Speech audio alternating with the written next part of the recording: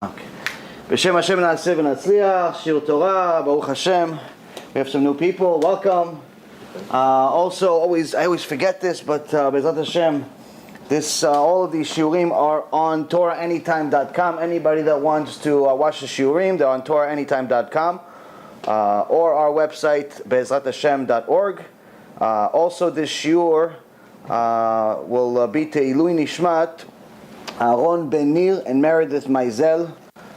May his soul get very, very high in heaven, and Be'ezrat Hashem give his parents that are dealing with a very difficult time right now a nachat to know that when someone comes to the world with difficulties, with all types of health issues, mental issues, all types of major tikkunim, major things that none of us could ever even imagine, and on top of that leaves this world in an early age, it's actually a very good sign for his soul, because Hashem only brings very special souls that have one tiny little tikkun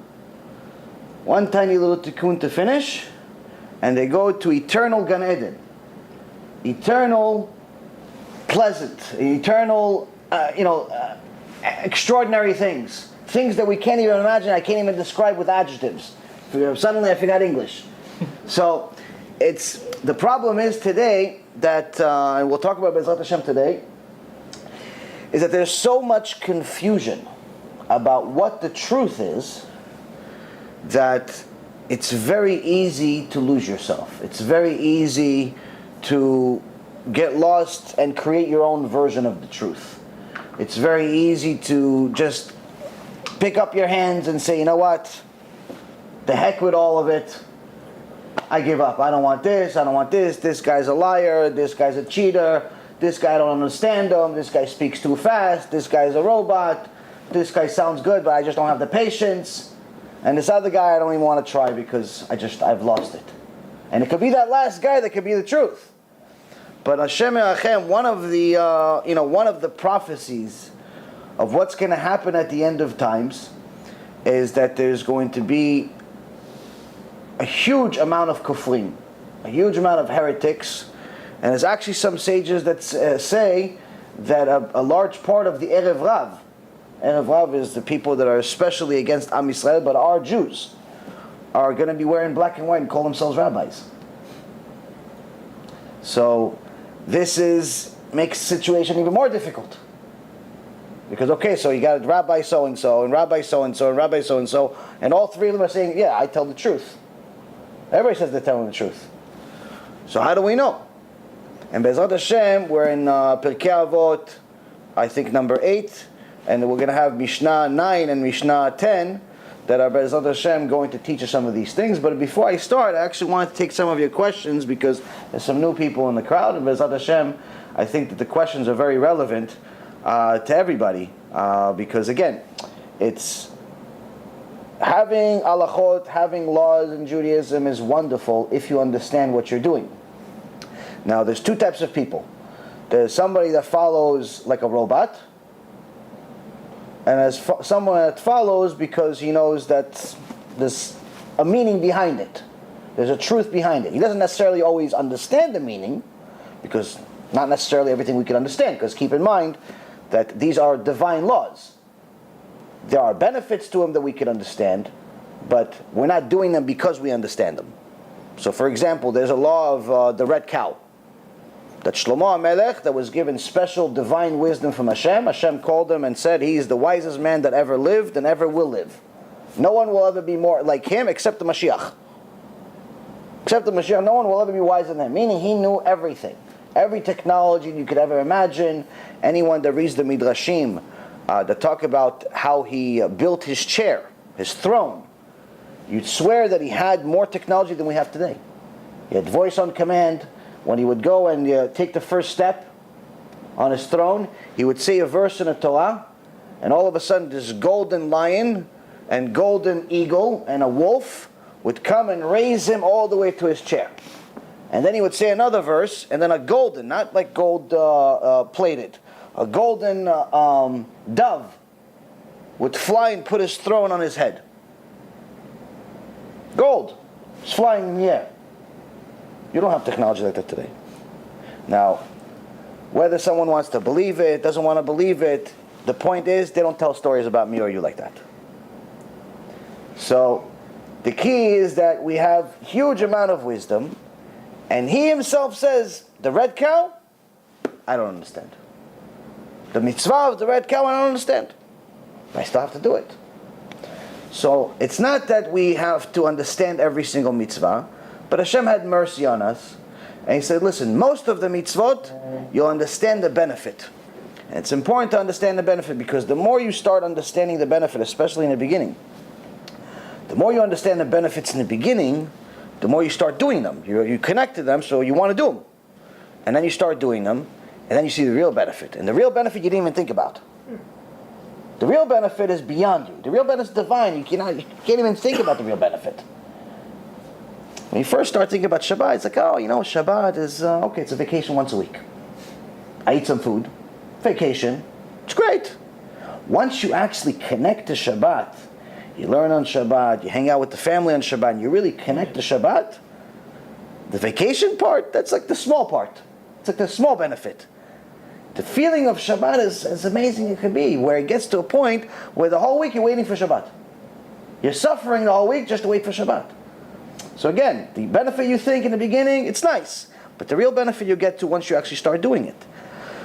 But Hashem had, again, like I said, Hashem had mercy on us where He tells us, listen, there are certain benefits you're going to be able to understand, but eventually you're going to get to a point where you're going to connect to them and you're going to do them, and then eventually build enough trust in a divine wisdom, in Hashem Himself and in His Torah, that you're going to start doing things even if you don't understand them. As long as it's written, as long as it's not some baba telling you, listen, you have to walk up the stairs 6 times, down the stairs 3 times, twiddle a little right, twiddle a little left, put a red string on your head, and give me some tzedakah, and you're going to have a kid next year. All this crazy stuff. As long as it's written, you have a source, you have a book, you have a sage, you have Torah, you have a verse in the Torah, you have something that says it, okay, fine. But the people that make up all these extra stringencies are mamash destroying the religion, and they're destroying people's lives, because people get so confused and so overwhelmed with this nonsense that the religion looks like a cult. It looks like it was made in India. It's like every day there's a new minag, every day there's a new string. First of all, by the way, anyone that has these red strings, they're not allowed. It's not only that it's not a mitzvah, it's not allowed. It's actually a maaseh goyim.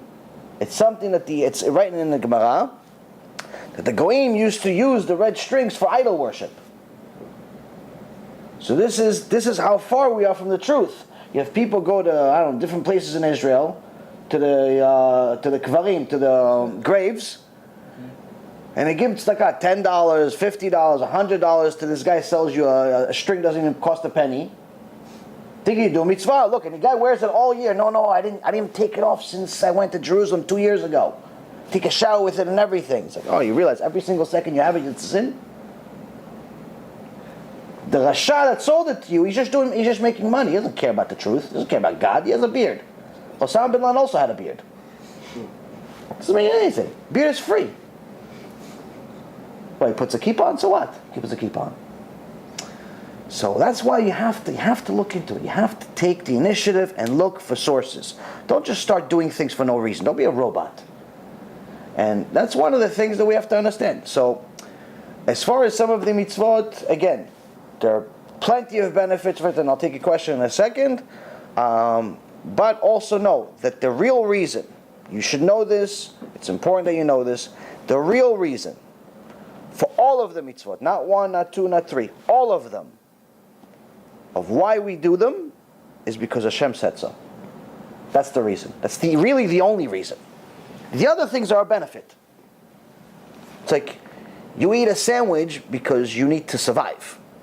Whether it's tasty or not, whether it has a tomato in it, or a cucumber, or not, it doesn't make a difference, because if you were in a desert, you haven't eaten in a few days, you're not going to ask if it has cucumbers or not. Same thing with our mitzvot. Our neshama, every time our neshama exists without making a mitzvah, it's suffering. Because a mitzvah is food for the soul, but the soul needs to constantly eat. So, it doesn't really matter why you're doing the mitzvot. Hashem said so because that's the only way you're going to survive. Now if you ignore your neshama, for an extended period of time, little by little it dies. And then it starts becoming very difficult for you to accept the truth even when you have it. And just like the Rambam says in Shmona Prakim, in the book we talked about I think last week or 2 weeks ago, where he says when someone is sick physically, the things that usually taste good to normal people, whether it's sugar or something sweet or something like that, don't taste good to them. All of a sudden they like something salty. All of a sudden they like the opposite. All of a sudden the medicine tastes good to them. When they're healthy, the medicine is disgusting. Which is, by the way, as a side note, it's amazing to me. With all the technology we have today, we still can't figure out medicine that tastes good. They can't put some sugar in the NyQuil.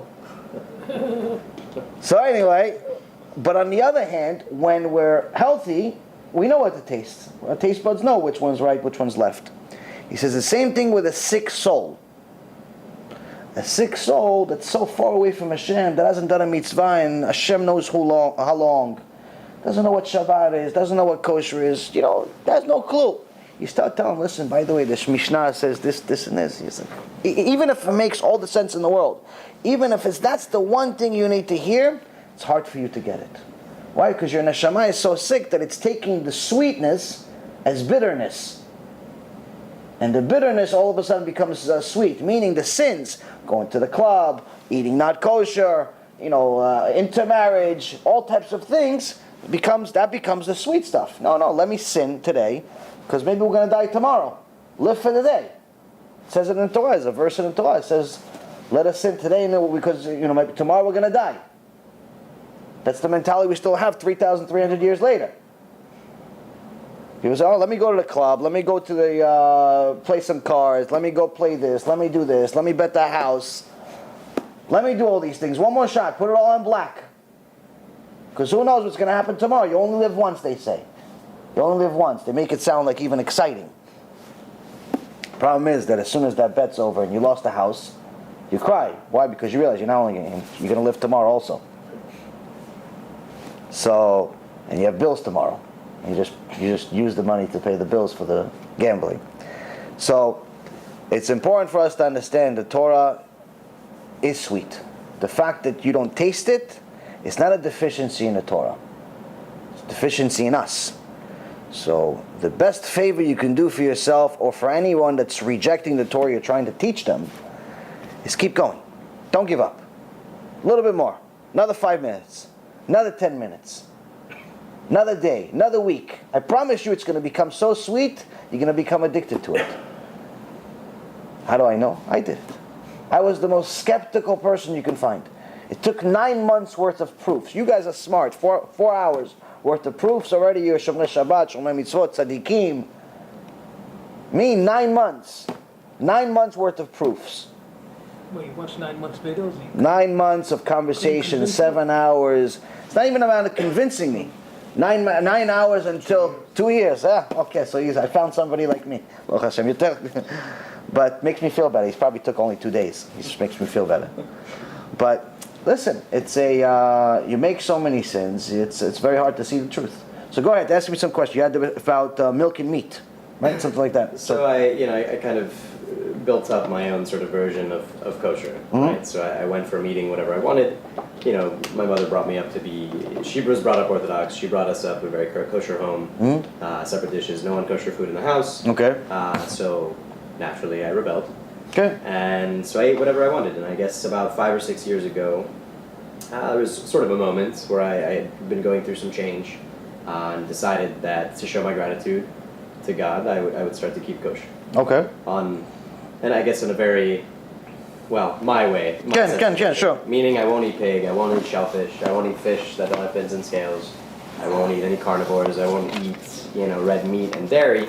I did not mix any sort of poultry and dairy for probably about 3 to 4 of those years. Okay. And then I guess I got to the point where I was thinking to myself, the more I focused on, you don't boil a cow in the mother's milk, but the more I kept questioning, well, why poultry, right? And I did a little research, and what I found was there was something about a rabbi that decided just to be safe, right? If the food is fried, you're not sure if it's red meat or poultry, just to be safe, we'll just throw that in as not kosher. Right. And to me, I found that confusing, so I decided to start eating poultry and dairy. Okay, בסדר. Zaku Baruch. Thank you for telling me the truth. And B'ezrat Hashem we'll learn why. Bruch haba. Have a seat. Have a seat. Okay. So, on the basics of things, as far as poultry not being meat, well, obviously you're right. There's no proof here. Poultry is not meat. Poultry is poultry. Chicken is not meat. And in the basics of a rabbi saying that we're not allowed to eat it just for the sake of protection, on the basic surface of things, you're right also. Where you're not right is that it's not just some rabbi. Now, there's a lecture that I did in Aventura, it's online, it's called Torah, Science, and Ancient Wisdom. And it talks about the extraordinary wisdom and divine knowledge that these rabbis had. Now, I know when I first started doing tshuva and someone would tell me a mystical story, I didn't like it. I didn't believe it, I didn't like it. Some people like it. Like Sonny, which couldn't make it today, but Baruch Hashem, his sister had a child today, so he has an excuse. But he likes mystical stuff. I personally didn't like mystical stuff. But to give you an understanding, short of who these rabbis were, anyone that's mentioned as a Gemara, we have two parts of the Torah. We have the written Torah, which is the 5 books of Moses, and in essence the Tanakh, which is 24 books, but the core part of the written Torah is the 5 books of Moses. And then we have the oral Torah. The oral Torah pretty much explains everything that's in the written Torah. We can't understand the written Torah without the oral Torah. Even though the Christians like the oral Torah and they call that the truth, and they say that the oral Torah is a lie, it's a very ignorant statement, because you wouldn't understand one sentence in the written Torah without the oral Torah. So to give you an example of why, now the oral Torah has several parts. It has a Mishnah, it has Gemara, it has a Keter, it has the Zohar, it has Shulchan Aruch, there's several different parts to it. Now, one of the critical parts is a part that gives us it's called the Keter, or the Codex in English,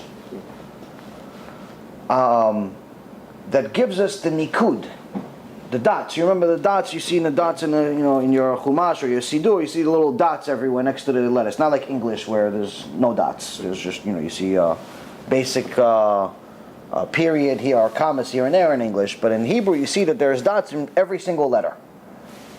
Now, unlike English that has a vowel system, which is the foundation of the language, meaning that every single word must have at least one of these vowels, A, E, I, or U, and sometimes Y. So there's a handful of letters that must be in every single word, or else the word would not exist. That's a foundation. It's just like a building must have a foundation. Every word in the English language must have a foundation. Now in Hebrew, it's the same thing, also has vowels. But the difference is our vowels in Hebrew are not letters. Our vowels are dots.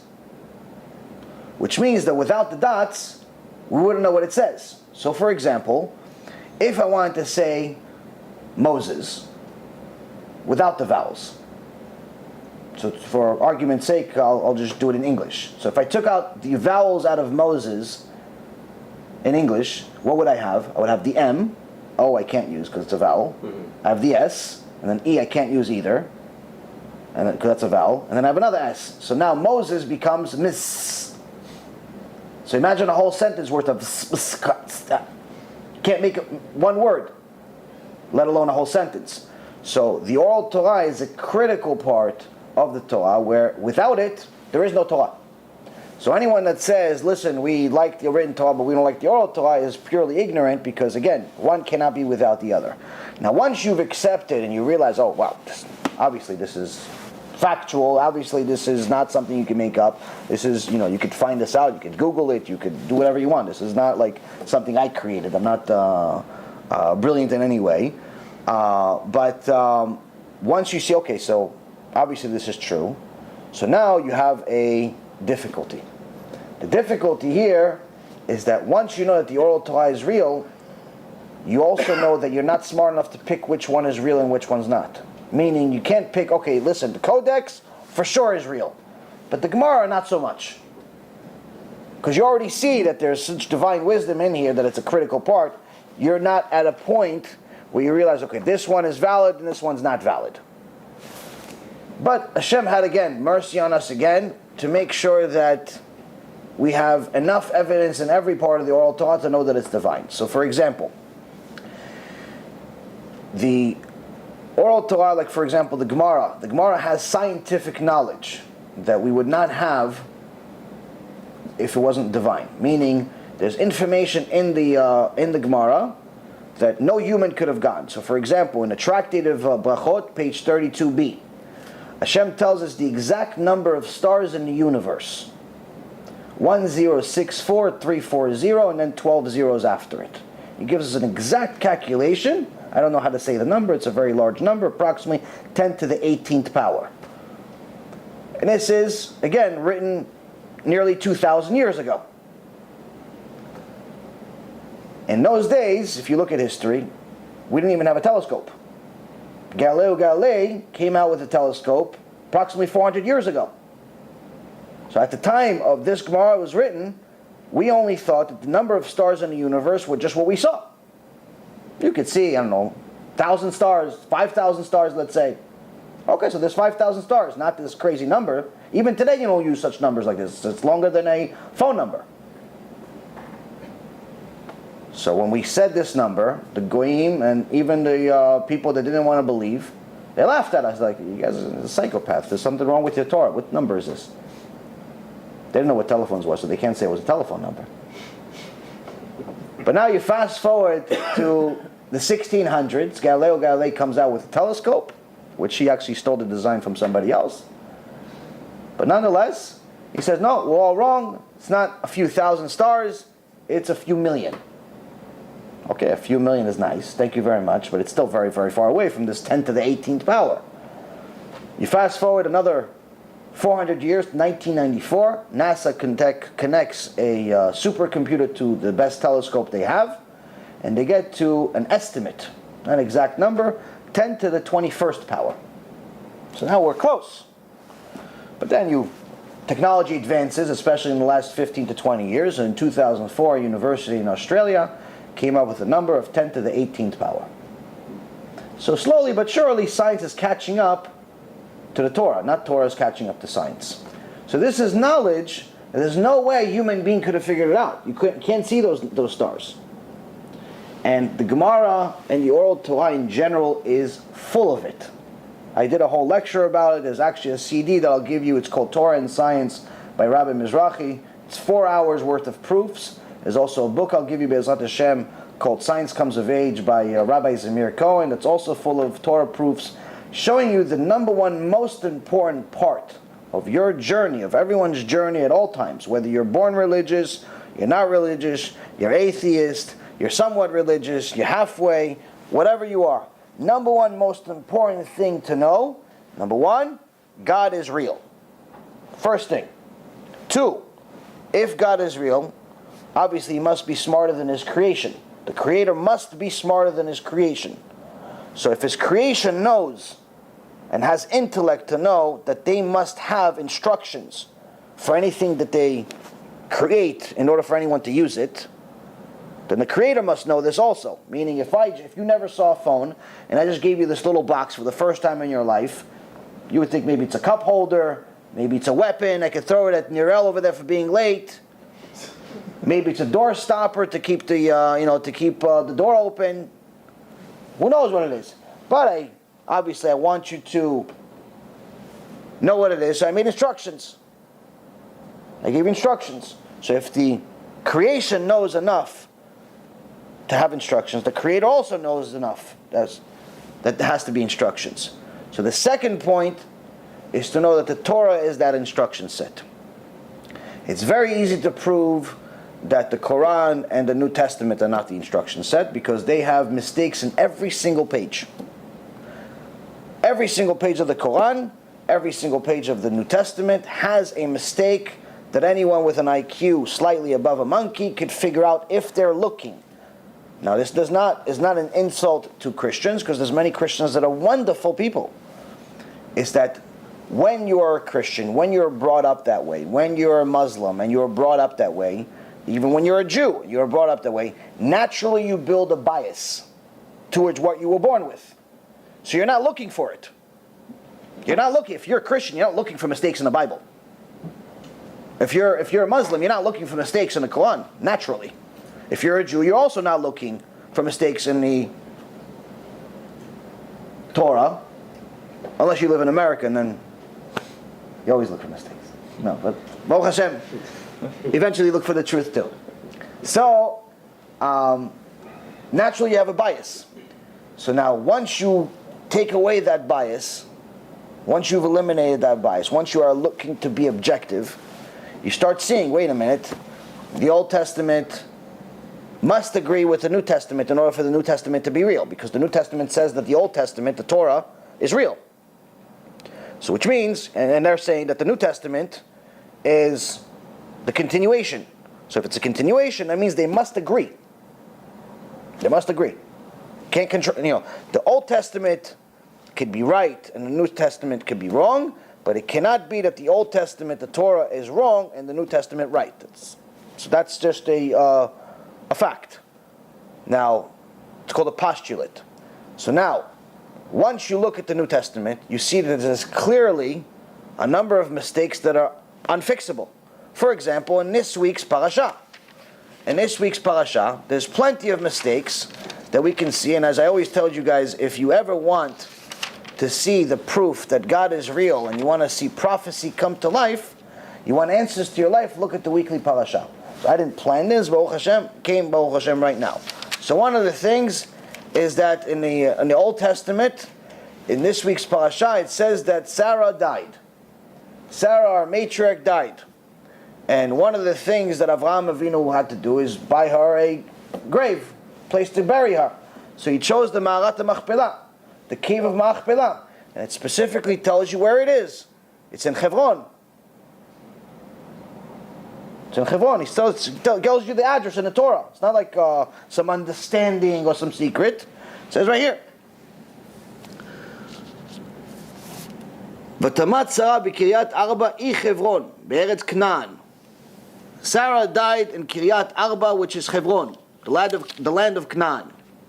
So, and then it says several other times that the Ma'arat Machpelah, the cave of Machpelah, right here in verse 19, chapter 23, verse 19, says, ואחרי כן קבר אברהם את שרה אשתו אל מערת שדה המכפלה, על פני ממרא אי חברון בארץ כנען. And afterwards, Avraham buried Sarah, his wife, in the cave of the field of Machpelah, facing Mamre, which is Hebron, in the land of Canaan. Canaan is later known as Israel. So here we have an exact address of Ma'arat Machpelah, Hebron. Good news is it still exists. You can go there. And you can see, same address, hasn't changed. In the New Testament, it says it's Nablus. It's a completely different city. So what, God forgot? Wrong, there's a mistake in address, what happened? There's two Ma'arat Machpelah? No, there's only one. It still exists now, you can go check it. So right there, mistake number one already shows you that the New Testament is not divine. It's a mistaken address. Hashem doesn't make mistaken address. He created the universe, he can figure out an address of a cave that he created. Yeah. So, and this is just one of them. Another one is also in this week's parasha as well. For many, many years, for 2,000 years, the Christians were arguing with the Jews, which is insanity, about how to define the word alma. Alma means young lady. Now, we've always said it means young lady, but the Christians have said that it means virgin. We told them it's virgin is betula. Betula means virgin, alma means young lady. The good news is the proof is also in this week's parasha. So here in chapter 24, verse 15, verse 16, והנערה טובה מראה מאוד בתולה ואיש לא ידע. So here it's talking about Rebecca, and it says, now the maiden was very fair to look upon, a virgin who no man had known. What's a virgin? It says betula. Okay, so here we know the definition of Betulah. But now, if Betulah meant something else, it would say something else. If it's referring to something else, it would say something else. Now here, if we fast forward to chapter 24, verse 43, it says, "Ine anochi nitzav al ein hamayim v'haya alma hayotzet lish'ov." So here it's saying, "Behold, I am standing by the spring." This is Eliezer talking. "Behold, I am standing by the spring of the water. Let it be that the young woman," which is Alma, "who comes out to draw, and to whom I shall say, please give me some water," and so on. So if he's referring to the same person both times. The first time I read it was actually what happened. The second time I read it is when he's telling people the story. So now obviously, if virgin was the meaning of Alma, then it would be used both times. You wouldn't use Betulah one time and Alma the other time. So again, this is it's actually a nonsensical type of argument, because how are you going to tell Jews how to speak the Hebrew language? But nonetheless, this argument has been going on for 2,000 years, and the Catholic Church only started conceding and saying, okay, yes, we realize this is all nonsense in the last 50 years, but there's still enough so-called zealous Christians and missionaries and messianics that continue this argument, trying to teach the Jews how to speak Hebrew. So nonetheless, you can see from those two proofs, there's already a problem with the book. With the Quran, it's a very similar issue. Just very quickly, one of the stories that they talk about, two stories they talk about in the Quran, is on one end they say that Haman, which is a historical figure you could track, it's lived a couple of thousand years ago, knew Pharaoh, the same Pharaoh that tortured us in Egypt 3,300 years ago. Only it's nice, they're both evil, they're both equivalent to Hitler of their time. Problem is, they lived about 1,500 years different. How do they speak? You didn't have a time machine. They didn't have a time machine yet. They didn't have a time machine. No phone numbers yet, for sure no phone numbers. That we covered in the first 5 minutes of the shiur. So definitely no phone number. No text, nothing. No WhatsApp, no Facebook, nothing. So how did Haman and Paro speak? On another end, they also say that Miriam, the sister, the prophet, the Kedosha, the sister of Moshe Rabbeinu, was Jesus' mother. They mixed two people. Now, nice, similar names, Miriam the prophet, Mary the prostitute, fine. But the problem is, it's 1,500 years difference. It's a 1,500 year difference. So, it's not, so obviously here you see that there's clearly a problem. Bad timing. So, you could identify that those books, now they can't do the same thing with our Torah. For two reasons. Number one, you can't find anything like that in the Torah. That doesn't have an explanation that you can clarify very easily. And number two, our Torah must be true in order for their book to be true. Meaning, it's their foundation. So they can't say, oh no, your Torah is fake. Okay, so if my Torah is fake, yours is fake also. So it doesn't mean, no, there's no way for you to win. So now that we know, okay, the other books, we saved ourselves the time, you don't have to do research for the next few years on other religions, we already know, okay, this one has the most likelihood of chance of being real. Now once you look at the Torah, which again I advise you to watch the shiur and about the Torah and science, my shiur that I've made, and plenty others that give you different proofs, you'll see that there's so many proofs in the written Torah that there's no way that this knowledge could have come from a human being. Yes, there's intellectual knowledge here, there's rational knowledge here, there's things you can figure out if you think about them, there's things that, over experience you can figure out, but that's not even 1% of 1% of the Torah. The divine knowledge is overwhelming. The amount of prophecies, things that there's no way that a human being could have written that are in the Torah, once you learn them, will show you that this must be an instruction set from God. So once you see that God is real, step number one. Step number two, the instruction set cannot be anything else, it must be the Torah. which again takes a little time, but it's not like it shouldn't take you 9 months. I've saved you the work; it's taking a few hours, at most. Torah is the instruction set. Then we have to find out what it says. Once we know God wrote this, then we're okay. So what does it say? Now, God told us that we have to put a fence around a fence, meaning that times are going to change, and there's going to be different inventions, different things that are going to happen that are going to be more difficult or easier for different generations. So, for example, when we think about the generation of the Egyptian exile, the Exodus, we're thinking about how do these people that spoke to God worship an idol? Golden calf, you just spoke to God, you have 7 clouds protecting you, you have a pillar of fire right behind you, you have food coming from Shemayim, from heaven every 2 seconds. I mean, you worship an idol? I mean, even the idiot down the street is not worshiping an idol. You worship an idol, it doesn't make any sense. Now, once we read the details, we realize that it wasn't quite that simple. It wasn't a Chinatown type of idol.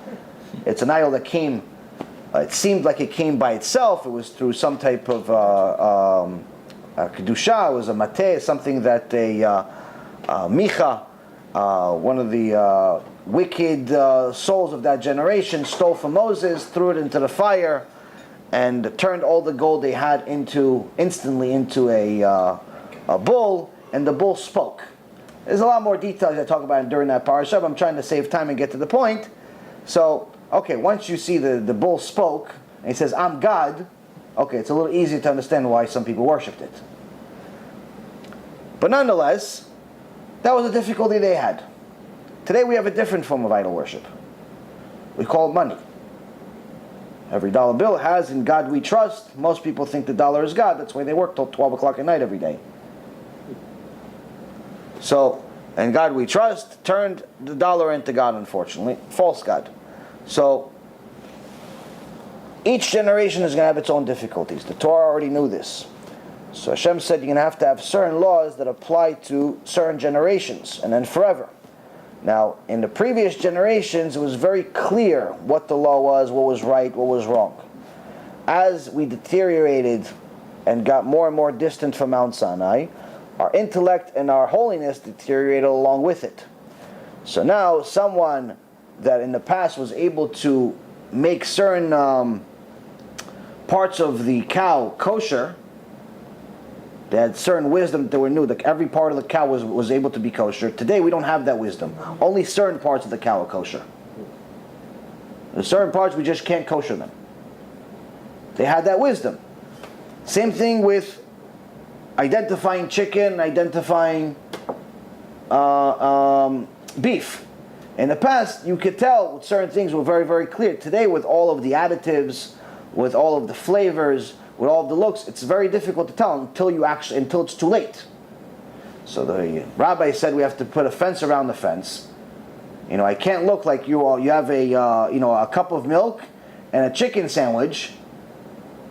One of the little kids is going to look at it and say, "Abba, look, maybe they made a new law. You're allowed to eat steak and or burger and milk at the same time." It's not that you're sinning yourself. It's that you could lead other people to sin. And since Am Yisrael is all responsible for each other, we're all in the same boat. We can't say that, listen, we're all in the same boat, but you decide to make a hole in the boat. You may want a pool in your room, and it's very, very nice for you, but we're all going to drown if you do it. So we're all responsible for each other, which means that we're responsible for how we act, and how we act is we have to think about how other people are going to view it. So if me eating a chicken sandwich would look like I may be eating meat, then it could create a problem. So the rabbis already foresaw this, and therefore they made a law, and once something becomes a law, it can't be changed. Even though right now, obviously, today's world is saying, listen, it's very easy for me to know a steak and chicken from, McDonald's or something. Yes, it is very easy to know, but in those days it wasn't, and therefore once it became law, it became law. Same concept with, for example, you're not allowed to eat blood. Torah specifically says in multiple places, you're not allowed to eat blood. But you are allowed, even though I don't think anyone actually does it, you are allowed to drink the blood of fish. Because a fish is completely kosher. It's not, you don't slaughter a fish, it just dies. Whereas an animal, a cow or a deer or a lamb or anything like that, you have to slaughter them in a specific way.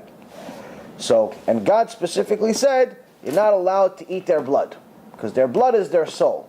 Whereas a fish, he didn't say that. So we're allowed to eat the whole fish, including the blood. But now, if you want to drink, if you have this desire to drink fish blood, again, you have to be concerned about what other people see. So what do? So if you want to have, let's say, a nice cup of cold fish blood, you actually have to put the bones of the fish right next to the cup. So anyone that looks and sees, hey, that's blood, he knows exactly that it's not the blood of a cow or something that's not allowed, and it's blood that is allowed. So constantly showing that we care about the people around us and not selfish people. We're not, you're not living on an island. So in regards to the chicken meat, that's in essence the reason. And many of the laws are similar to it. But go ahead, next question. Hopefully the next one takes me less time. It should, I guess. Well, so with red meat, just out of curiosity from what you were saying, does that mean that, if I cook a steak medium rare, there's still blood, does that make it not kosher? No, if it's a kosher piece of meat that you bought, then by the time you get it to your house, everything is kosher. You could even eat it raw, because the real blood, was already taken out at the butcher's place. What you're seeing is really more of sauce and water that just has color of blood, but it's not real blood. Okay. Yeah. If it's kosher, it's kosher. How about Chag Sheni? Huh? Chag Sheni, like they don't have it in Israel. We got to do a second day. That's also in the oral Torah, and the reason why we did it back then is because we didn't know time like we know today. Today we have clocks, we have iPhones, we have atomic clocks. We know exactly the time it is everywhere on Earth, and so on. In those days, the way they were able to tell the time is by the stars and the moon and the sun. So they didn't know exactly when Rosh Chodesh was. But they had to bring witnesses. They had to bring multiple witnesses. Now we knew the minimum amount of time. In the Gemara it says exactly the minimum amount of time it would take the moon to rotate around the earth, which is a 6-digit number. That only in the last 15 or 20 years, science caught up to. It's an exact number of how long it takes, 29 days, 0.59, and then 4 other digits after it. Rabban Gamaliel says it in the Gemara. It's also one of the many proofs that are in there. NASA spent approximately $780 billion figuring out that same number. Real fact. So they really did. It took them 100 years or something like that, or 70 years, and eventually they figured out what we already have in the Gemara. Nonetheless, we needed witnesses. We knew the minimum amount of time, but we didn't know the maximum amount of time. Maximum amount of time is varied. It could be 30 days, could be 31 days, could be 30 days and a half, and so on. So we needed witnesses, whoever saw the actual moon. So since we weren't 100% sure of exactly when they saw it, the difference between one day and another could be significant. Meaning, if it's Monday or Tuesday, it doesn't seem like it's significant. But if it's Yom Kippur, it's not Yom Kippur, it is significant. Because if you eat on Yom Kippur, it's karet, you have death penalty. If you fast on the wrong day, it's meaningless. You understand?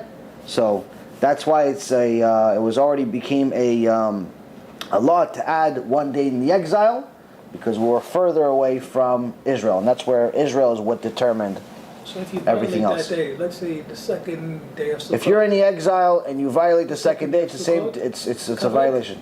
It's a violation. Yeah, it's not as significant as violating the first day, but it is a major violation of the sages, which to such an extent people think that if it's Torah, it's big sin. If it's rabbinical, it's not a big sin. That's wrong.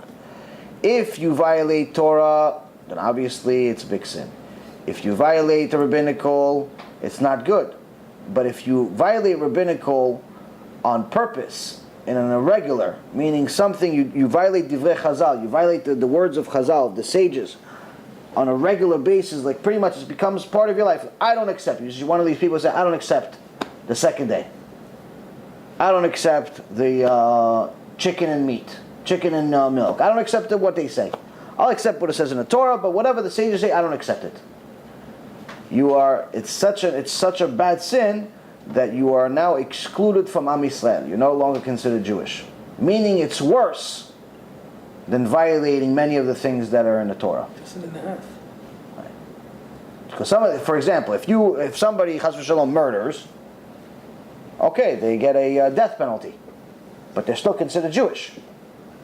But if someone says, "Listen, I don't want to keep any of what the sages said," they're cut out of the nation. So it's much worse. So it's really a matter of knowledge. Go ahead.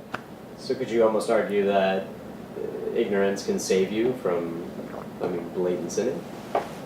Ignorance, if it's a unintentional ignorance. There's a Mishnah in PirkeiAvot, I'll tell you, and it says, if you sin out of ignorance, in general, let's say for example, you're studying Torah and you didn't get to it yet.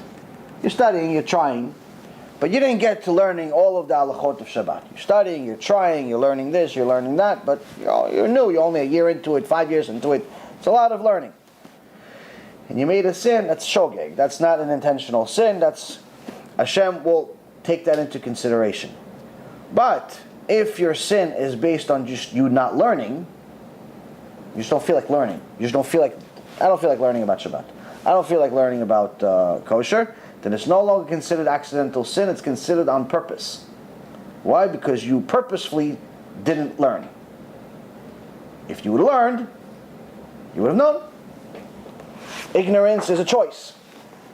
It's not something that you have no option. You have an option. Just like you spend X amount of time learning about your career, X amount of time deciding who your wife is going to be, X amount of time, picking video games at Walmart, X amount of time doing everything that you do. You could spend the same amount of time or even half the amount of time to learn the truth, and you see, hey, wait a minute, I can't eat milk or meat. So if your learning is just because you didn't get to it, but you're learning, that's different. If your lack of learning and your lack of knowledge comes from a lack of learning that's purposeful, then it becomes a on-purpose sin, and that's a problem. So no one has a free. You can't beat the system. Can't beat the system. So anyone agnostic, anybody that's not fully committed, right, to Judaism, right, and the laws, then would be blatant sinners. Yeah. So there is a Gemara that talks about this. Actually, this Mishnah also talks about it as well. There's a concept called tinok shenishba. A tinok shenishba means like a baby that was lost. Like, I don't know, if somebody, a Jew was born in Siberia and he's surrounded by polar bears, and or a Jew was born in the middle of Africa and he can't, there's no Judaism there. Or he was born in Russia and it's a communist country where if you kept Shabbat they'd shoot you on the spot. So you pretty much, one generation, maybe you kept some things in hiding. By the second or third generation, people got so scared they forgot Judaism already. So unless someone lived there their whole life, not just part of their life, their whole life, they cannot be considered this lost baby, this tinok shenishba.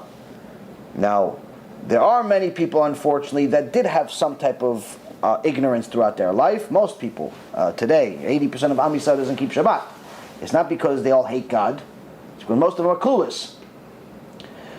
But they can't claim that they're all tinok shenishba. Even though there are people that say that everyone's a tinok shenishba, it's completely wrong. It's completely against the Torah.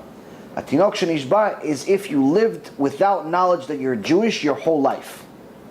Meaning, the minute you know that you're Jewish and that Judaism requires you to do stuff, you know that Shabbat exists, you know that kosher exists, you're no longer qualified as tinok shenishba.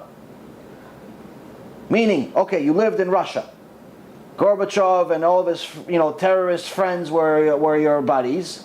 And they were beating you up with the KGB. Great. Unfortunately, it sucks. It's horrible. I understand. Okay, but you moved to America, right?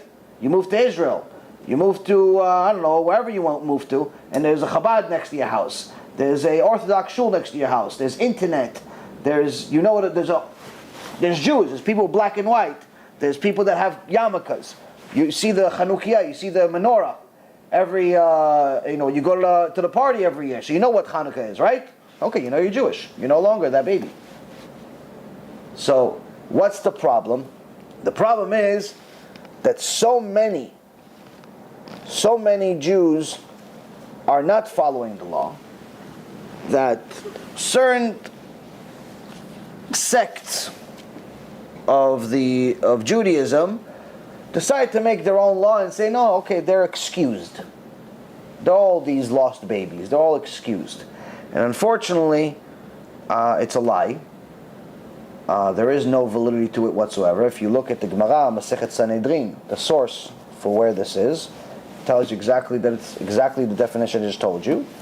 And again, you must be under those extreme circumstances your whole life.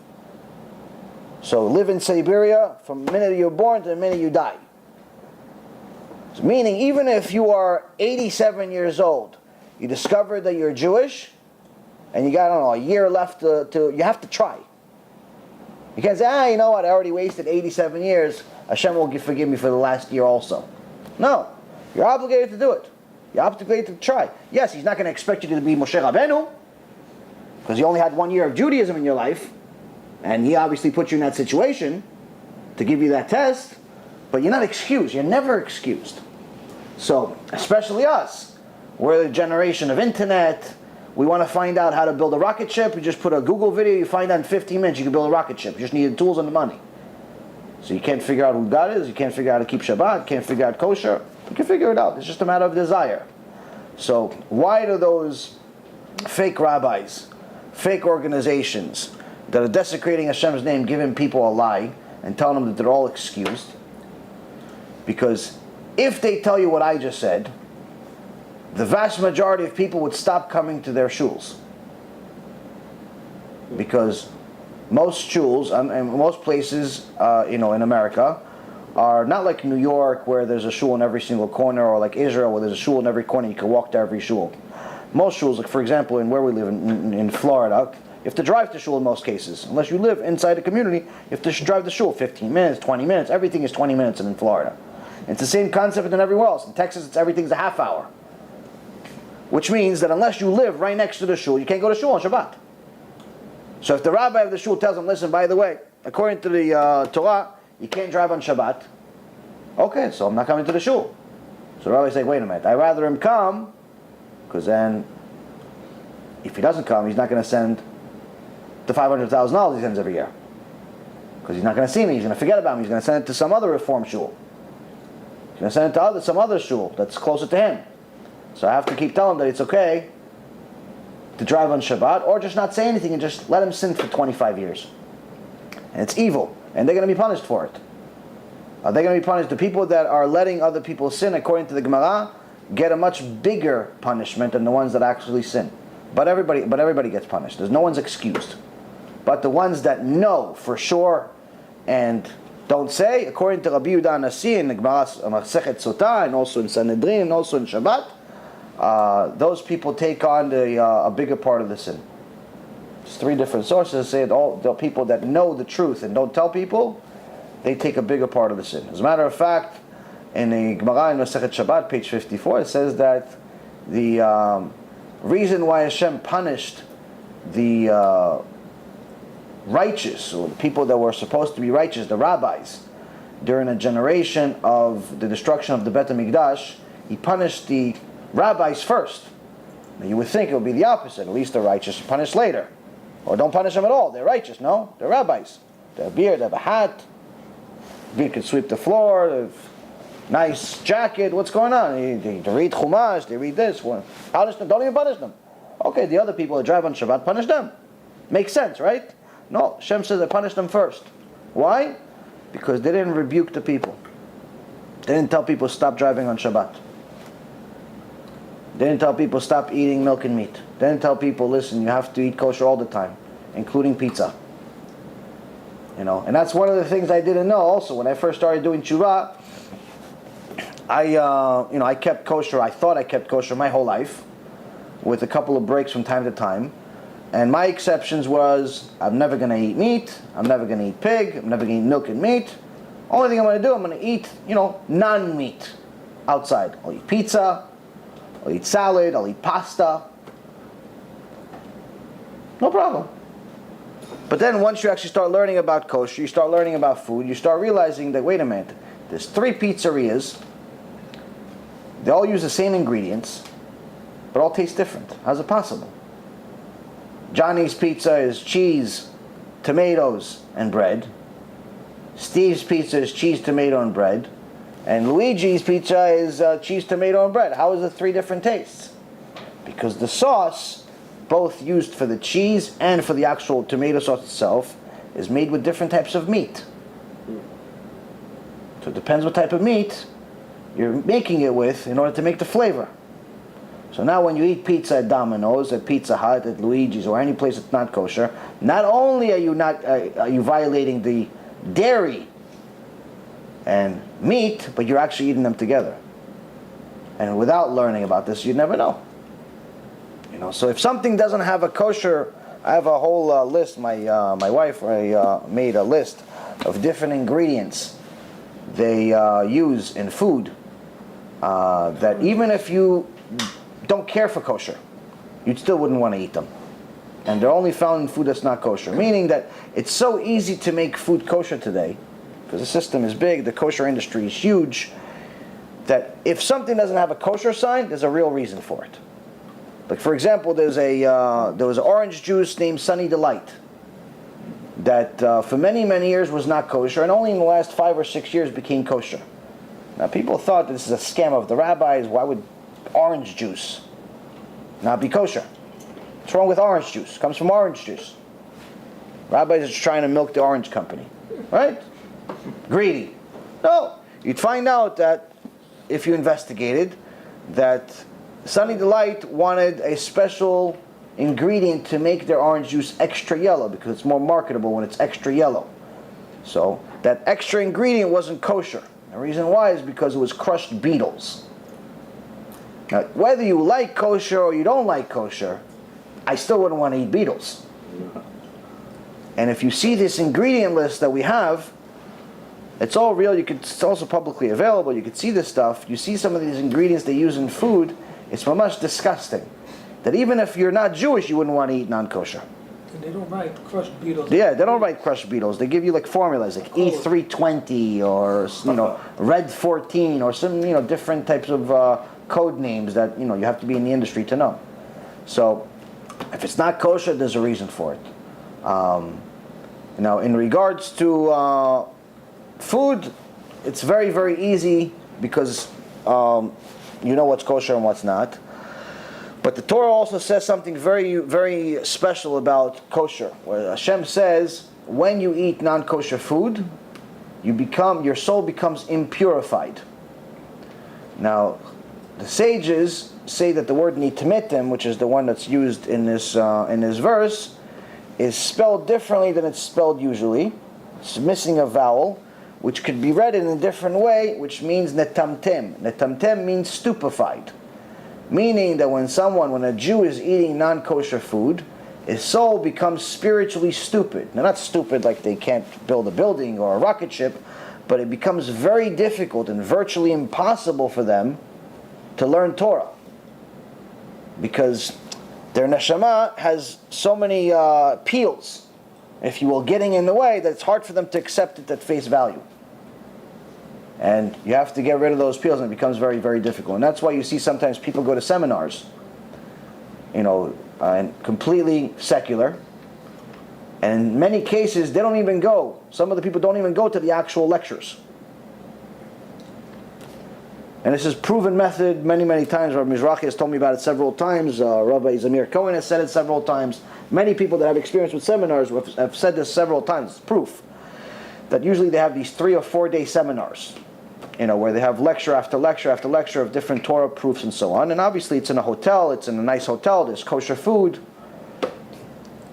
And the people that come to these lectures, sometimes some of them don't even go to the lectures, but yet at the end of the seminar, at the end of 4 days, they do tshuva anyway. They're excited about Torah, they want to learn, they want to go to the next seminar, they start doing tefillin, they start doing stuff. So they ask the rabbis, how do you explain this? It's like because for the first time in their life, they actually ate kosher food for 4 days in a row. And the food had enough time to turn into blood, because all the food that you eat turns into blood. It becomes your soul. The food that you ate on the first day finally had enough time to turn into the blood that you're using. Finally, your neshama started becoming purified. So just the food that you're eating is going to affect your learning.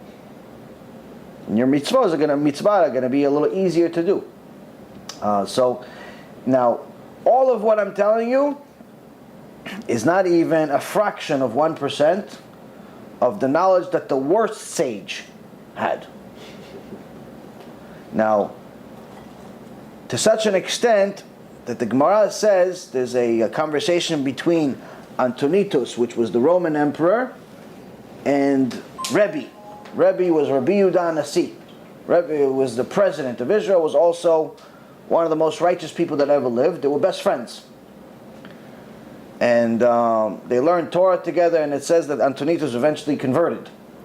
But nonetheless, Antonius had a meeting with them. They would study secretly, because if everyone knew that the Roman emperor is studying with Rabbi, they'd kill him, because the Roman Empire was against Judaism.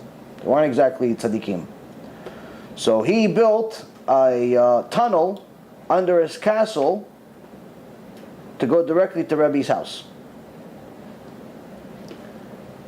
And every day would take 2 guards with him. And when he'd get there, he'd kill one of the guards. I'm sorry, when he left, he'd kill one of the guards. And when he'd get there, he'd kill the other guard. Why? So there's no witnesses. You're allowed to kill someone to learn Torah? He's the Roman. He's a Roman emperor.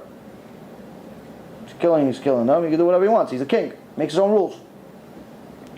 So to go learn Torah, because he can't have witnesses, one of these guards tells people, "Hey, listen, this Caesar of ours is learning Torah with the Jews. They're going to kill him." Why would he teach somebody that's killing people? Why would Rebbe teach him? He's teaching him because he wants to learn Torah. The fact that he's doing it, the fact that he's killing people, is not that he's killing people because he wants to kill them. He's killing people because you know that if he doesn't kill them, they'll end up killing him. So in essence, he's protecting his own body. You're allowed to kill somebody if you know he's going to kill you. If they knew that he's practicing Judaism, they'd kill him. So his life was in danger. Even though he's putting them in the situation where they... He's not putting them in a situation. He said they're not obligated to be his guards. They choose to be his guards, and that's what their position is. Also, there's laws for goyim and laws for kings are very, very different than the rest of the public. But nonetheless, every day he would go there, and he would meet with Rebbe privately. And they would learn, and so on. This happened for years. One day, when he arrived there, he saw that Rebbe brought one of his students. And he said, "Listen, Rebbe, I told you not to bring any of your students." He's like, No, don't worry. He's more like an angel. He's not really a human being." He goes, "Oh, okay, so tell him to go tell my guard to come inside." So he says, "Okay." So he sends the student outside, and the student sees the guard's dead. Antonius already killed him. Now it says, only a fool brings bad news. He says, I can't give him bad news. So he had the kedusha of bringing him back from the dead. Brought him back to life. And he walks back in with him. And Antonius is like, "Oh, I guess you are right that he is more like an angel, but I also know that even the least of your students can bring back the dead." And from that way, this is also in the Gemara, that's the source that we find out that anyone that's named by name, like they actually mention the name of the person in the oral Torah, in the Gemara, in order to qualify to be named by name, you have to be able to revive the dead. To that extent. Now there's many places in the Gemara where someone says something, but it just says someone. Someone said, a student of so-and-so said this. It doesn't say the person's name. Why? Because even though they were holy, even though they were righteous, even though they were wise, even though they were amazing, they didn't qualify because they weren't able to revive the dead. So now when we say this rabbi made this certain law about milk and meat, we start understanding with the combination of everything we just learned, it's not just some local rabbi. It's not me. If I could eventually become one of their shoes, I already achieved something in my life. So the more we learn about these sages, the more we understand that there's a different level of wisdom. Last but not least, example, and then we'll go on into the Mishnah, because there's a lot of details in the Mishnah as well that's relevant to what we're saying. One of the most famous people of all time that's even recognized by the non-Jews is a sage by the name of Rambam. Rambam is Maimonides. You have hospitals named after him. And he was a philosopher, a scientist, astronomer, a physician. Doctor. Physician is a doctor. He was a Renaissance man. In addition to being a giant sage, that pretty much all of the laws that we have today are based on his explanations. He took everything from the Gemara, that part of the Oral Torah, and explained it in a simple way. And from there, the Shulchan Aruch, which is another part of the Oral Torah, simplified it even further. But anything, all of our laws in Judaism, in essence, the foundation of 90% of them are from him. So, one of the recent Nobel Prize winners, that was Israeli, secular, atheist, believe in nothing, criticized, like, why did these Jews give so much respect to this Rambam? It's a big deal. What, he makes some laws? So what? Okay, so he was a doctor. I'm a Nobel Prize winner. I want a Nobel Prize, I'm this, I'm that. What's the big deal? Why do they have a statue of Rambam in Washington? They don't have a statue of me. She said, because the Rambam's wisdom was as close to divine as you can be in his generation. And he said, what do you mean? He's like, just like the Torah doesn't have any extra letters. Meaning that Hashem didn't just write information. If he wrote every single detail of everything that would have happened, the book would start here and end at the end of Mars. He didn't write every single detail. Avram woke up, he went to the bathroom, he said, didn't yadayim. He didn't write every detail. He wrote specific things, and it was a very, very precise way to give you the most amount of information with the least amount of letters. To such an extent that you could actually find out everything that ever happened. Everywhere. Anywhere. Including this conversation and everything that will ever happen in these 5 books. I know it's hard to believe, but you'll learn about Torah codes in different parts of the Torah. You'll see eventually that you could see it. But nonetheless, the Rambam, when he wrote his laws, he wrote it in a similar fashion. Not God, obviously, but meaning that he minimized the amount of letters and the amount of words to give you the most amount of information in the least amount in the most precise way, but also at the same time it has to be understandable. So, Einstein once said that if you don't understand something well enough to explain it to a 4-year-old, then you don't understand it well enough. So, this Nobel Prize winner, which I don't remember his name, said, okay, what's the big deal? Give me an halacha and I'll write in less words. So, okay, pick any halacha you want. Pick any law, any Jewish law you want, the easiest one, the longest one, whatever you want. He picked the simplest one. He said, okay, write it, this law, study this law, and write it in the least amount of words. So he studied it, After a little while, he wrote the whole halacha in, I think it was like 32 or 33 letters, 32 or 33 words. He said, a little less. Minimize it more. Same amount of information, but with less words. Worked on it a little harder, he got down to about 27 words. So a little less. Worked on it a little harder, months now. This is not like hours. Eventually, I believe he got down to about 21. Smoke was coming out of his head. He's like, obviously I beat the Rambam, but I just want to know by how many. And then you look at the Rambam, and see it was 7 words. And not only is it 7 words, it's more clear than the 21 words.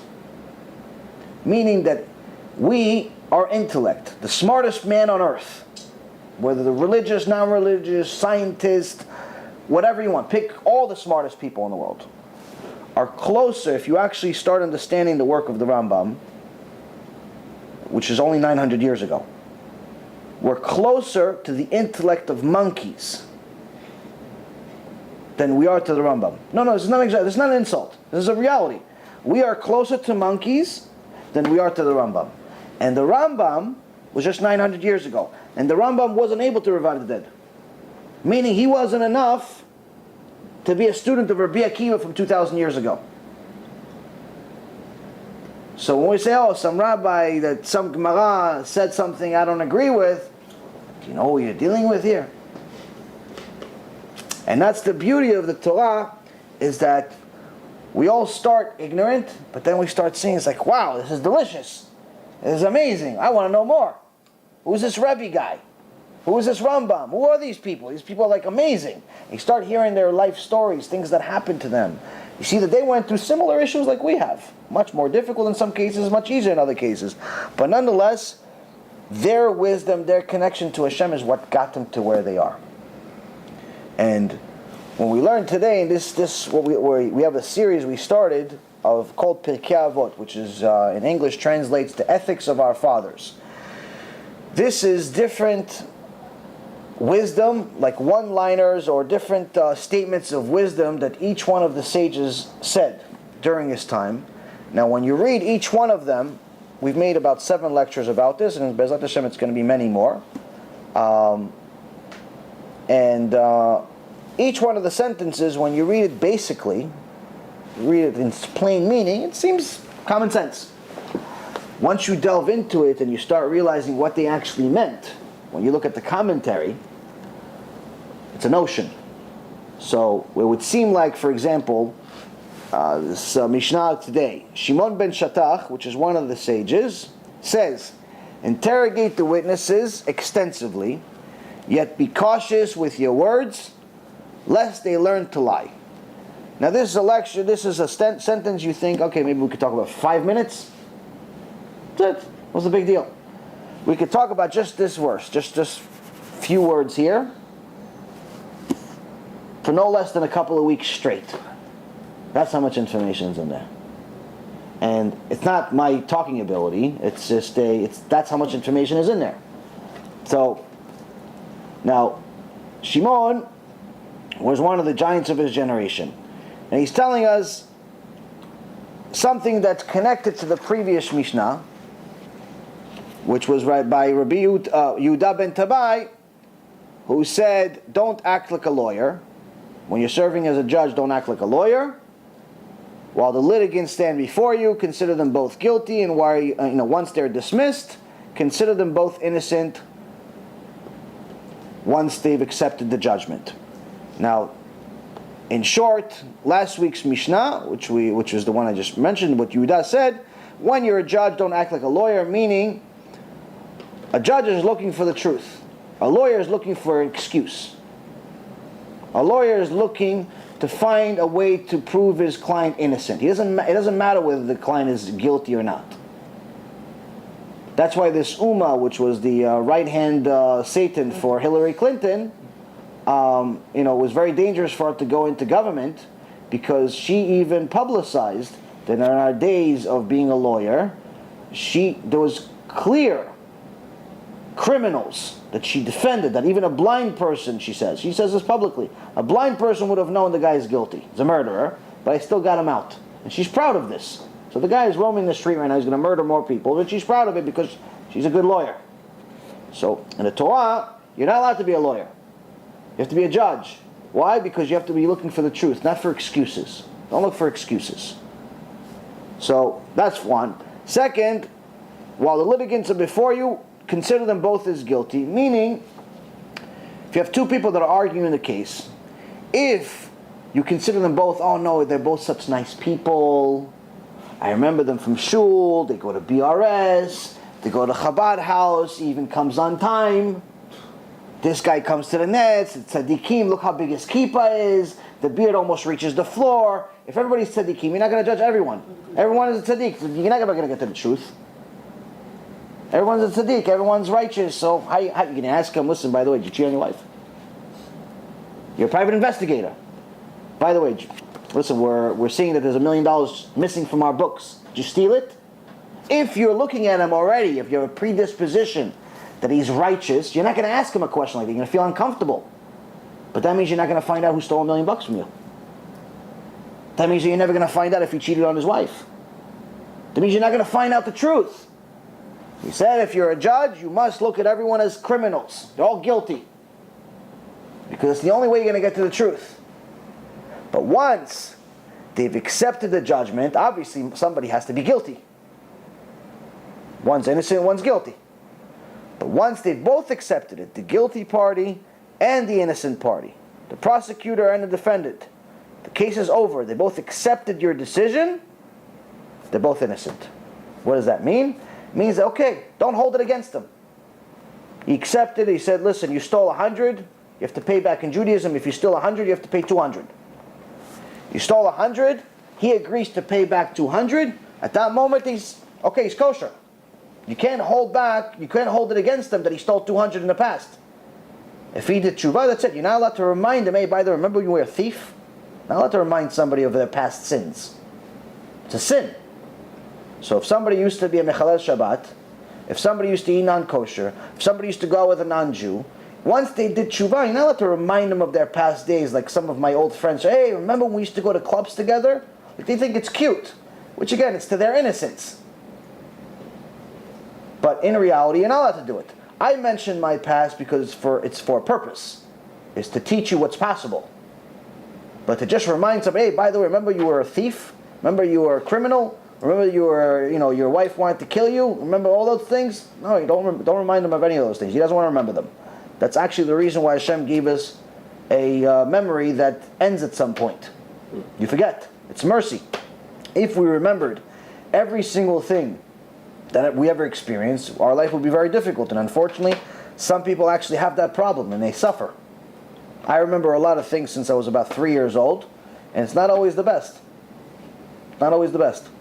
And some people are much, much worse than me. They literally remember every single detail, and that's pure suffering. Because again, I don't know, at some point you lost a pen, and when you were 6 years old, that pen was like your everything. Your transformer was everything, and you, meaning that you're gonna not only remember that you lost your transformer, you're gonna remember the pain you had when you were 6 years old. You're 37, get over it. But you can't if you actually have that memory. Understand? So losing, forgetting things is actually a form of mercy. So nonetheless, the sages are telling us here that if the two people, the guilty and the innocent, accepted the judgment, they go back to square one. So now this Mishnah of this week, Shimon ben Shattach, the sage Shimon, the son of Shattach, is telling us a continuation. He's saying, these witnesses that you can have in front of you, interrogate them extensively. What do you mean interrogate extensively? The Midrash suggests that the only way to get to the real truth is not only by interrogating it, by asking a lot of questions, but by also asking them in rapid fire. Where'd you go? What time? What color? What's the car that's next to you? Where'd you park? Constant questions. And actually, if you notice, some of the best lawyers speak really, really fast, and it's intentional. And the reason why, if I asked you questions in slow, nice, civilized, you have time to think about it. And if you're a liar, if you're a con man, you have to think about excuses. You're going to think about, wait a minute, he's going to ask me this because he really wants to know this. But if I ask you constant questions, right, left, and I pretty much don't lead you on to anywhere. I asked you different questions. On one end, I'm asking you what color it was. On another end, I'm asking you who's your best friend. On one end, I'm asking you what's your favorite dog. On another end, I'm asking you how much money did you make last year. I'm all over the place. I know where I'm going, but you don't know where I'm going. I'm going to get to the truth. Like immigration people. Immigration people. Yeah, immigration people and IRS. So he's saying you want to do it with a rapid fire. Now, after this, he's saying, be cautious with your words, though. Be cautious with your words, lest they learn from them to lie. He says, don't just ask questions without thinking about them. Be prepared. because they may use your information to lie. So I give you an example to show you how smart the Dayanim are, how smart the Jewish judges are. Baruch Hashem, I have some students that are in the process of converting, and next month we're going to be going finishing the conversion with a few students, and different people have to there's certain requirements and so on. So anyway, I had a conversation with the Bedin, and I told him, listen, one of the students has a couple of kids, and I asked, I did it in a question way, I stated a fact in a question format, meaning I said, and the kids are they have to be less than 12 years old for girls and 13 years old for boys in order to convert under the parents.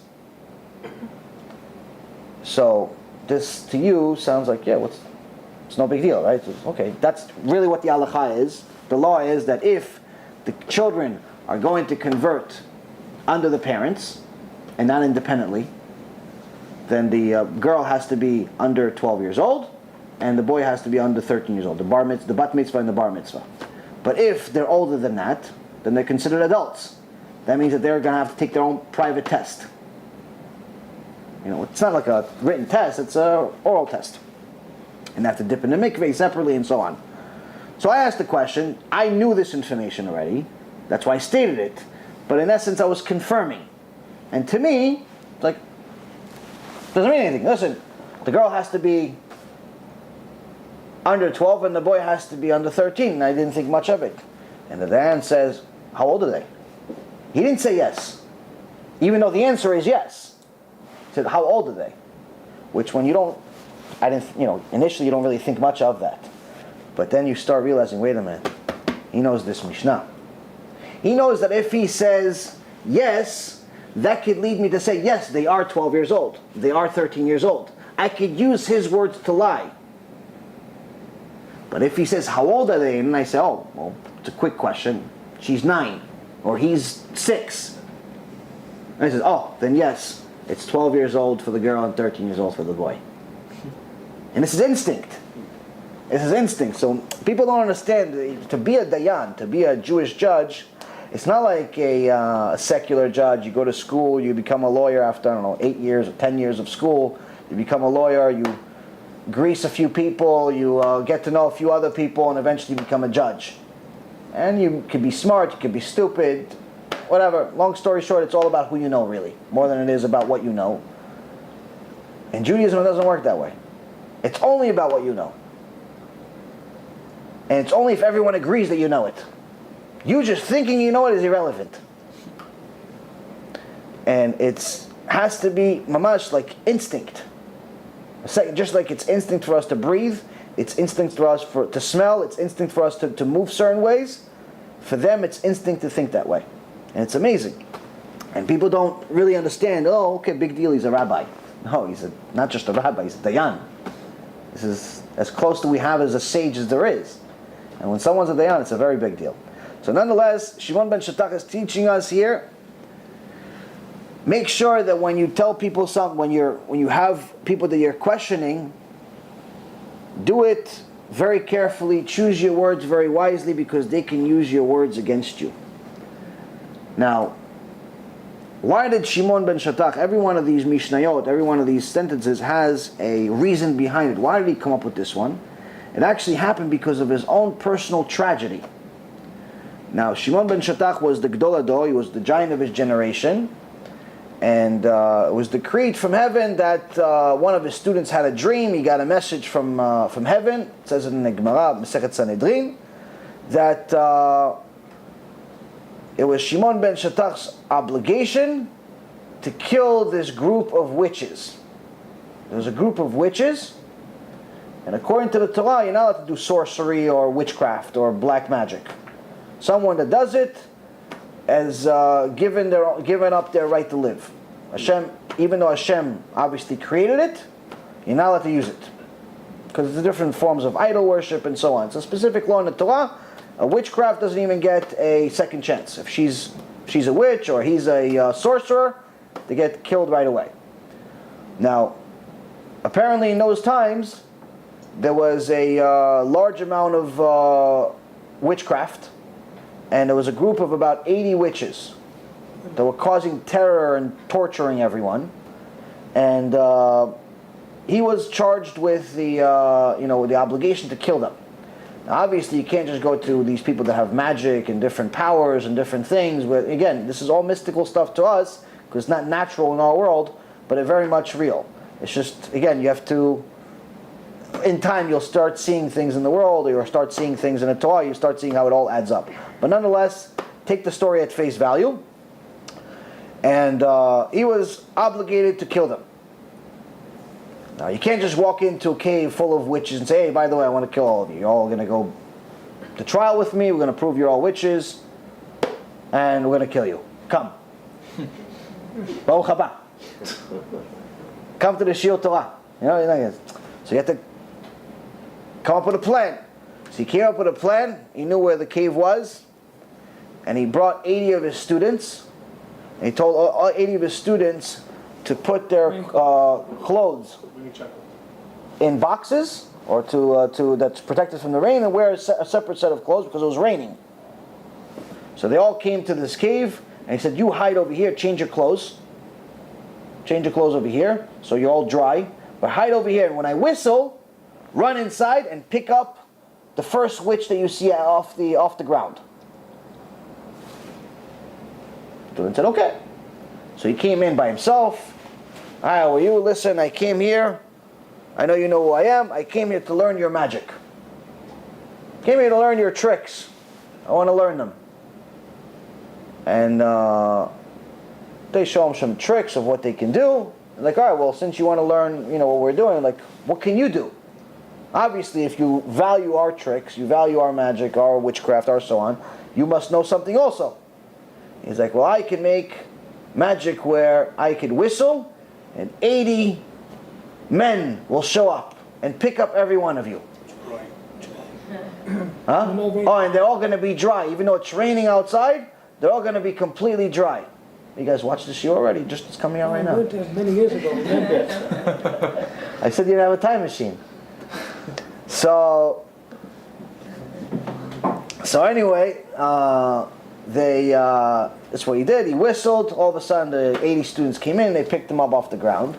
Now, why did he want them to pick off the ground? Because sorcery doesn't work when the person that's creating the sorcery or the magic is off the ground. So once they were off the ground, they weren't able to use their magic anymore. So they were all thrown on the horses, taken to the Beit Din, and they were all killed. Now, their family members weren't exactly ecstatic about this. So they conjured up a plan to falsely accuse Shimon's son for murder. And they came as witnesses. Now in Judaism, 2 witnesses are enough. 2 witnesses says somebody did it, that's it. Unless somebody else comes and says, no, he didn't do it, 2 witnesses are enough to kill somebody, to give him a death penalty. What about evidence? So they came, obviously you provide, the witnesses are the evidence in essence. What if they're lying? There's no you have to That's what he said, you have to interrogate them extensively. But nonetheless, the witches came and they accused him of killing, and it's he said, this is Gemara, page 44 in Sanhedrin.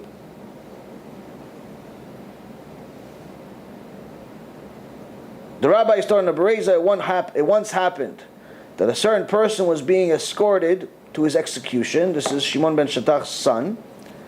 When the time came for him to confess his sins, he said, if I have truly committed this sin, obviously he didn't do anything.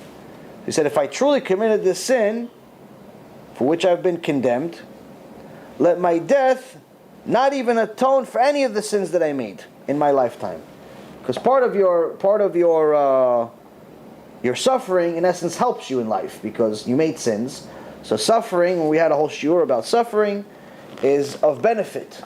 It's called kaparat avanot. It repents, part of your repentance for sins. So, for example, when someone, a wants to take out a quarter out of their pocket, but instead they took out a dime. Even though it's a small, minuscule amount of suffering, it is a form of suffering. So that little bit of suffering is instead of you suffering in Gehenom for, I don't know, a second. So Hashem gives you different forms of suffering in this world, so you don't have to suffer over there, because over there it's much, much worse. Makes, all of Auschwitz times a million is not even 1 minute in Gehenom. So, death is part of that suffering. Actually dying is a form of suffering. But he's saying that if I actually committed this sin, let my death not even repent for any of my suffering. Let it be completely for waste. Like it's not helping me in any way. If I'm really guilty of this murder, let it not help me. That's how confident he is that he didn't do it. But if I have not committed this sin, let my death atone for all of my sins, and let the court of all of Israel be free of blame of my death, but the witnesses who conspired against me, let them never find forgiveness.